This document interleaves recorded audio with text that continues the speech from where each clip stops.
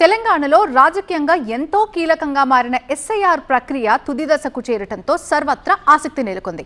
రాష్ట్ర వ్యాప్తంగా ఈ తంతు జోరుగా సాగుతున్న పవర్ సెంటర్ అయినటువంటి గ్రేటర్ హైదరాబాద్ పరిధిలో మాత్రం బీజేపీకి పెద్ద టెన్షన్గా మారిందని టాక్.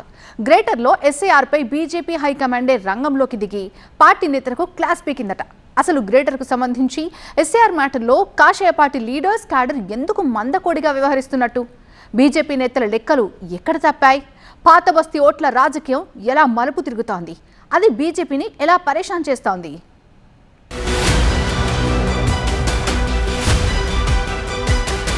తెలంగాణలో ఎస్ఐఆర్ స్పెషల్ ఇంటెన్సివ్ రివిజన్ ప్రక్రియ తుది దశకు చేరుకుంది.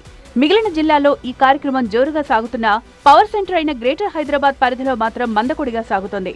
హైదరాబాద్, మల్కాజ్గిరి, సైబరాబాద్ కార్పొరేషన్ల పరిధిలో ఎన్యూమరేషన్ ఫారాల అప్పగింత చాలా తక్కువ శాతం ఉందంటున్నారు.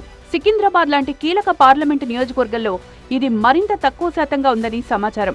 దీన్ని బట్టి నగరంలో ఎస్ఐఆర్ ప్రక్రియ ఎంత మందకొడిగా సాగుతోందో అర్థం చేసుకోవచ్చంటున్నారు విశ్లేషకులు.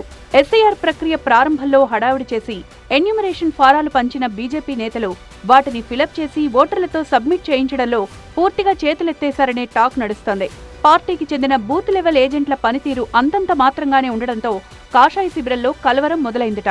బీజేపీకి అత్యంత కీలకమైన గ్రేటర్లో ఎస్ఐఆర్ ప్రక్రియ నామమాత్రంగా సాగుతుండటంపై పార్టీ హైకమాండ్ గుర్రుగా ఉందని సమాచారం. రాష్ట్ర పార్టీ సంస్థాగత ఇన్ఛార్జ్ సునీల్ బన్సల్ కొద్ది రోజుల క్రితం గ్రేటర్ నేతలతో భేటీ అయ్యారు. మిగతా జిల్లాలతో పోలిస్తే హైదరాబాద్లో మీ పర్ఫార్మెన్స్ పూర్ అంటూ లీడర్లకు సున్నితంగానే గట్టి వార్నింగ్ ఇచ్చారట.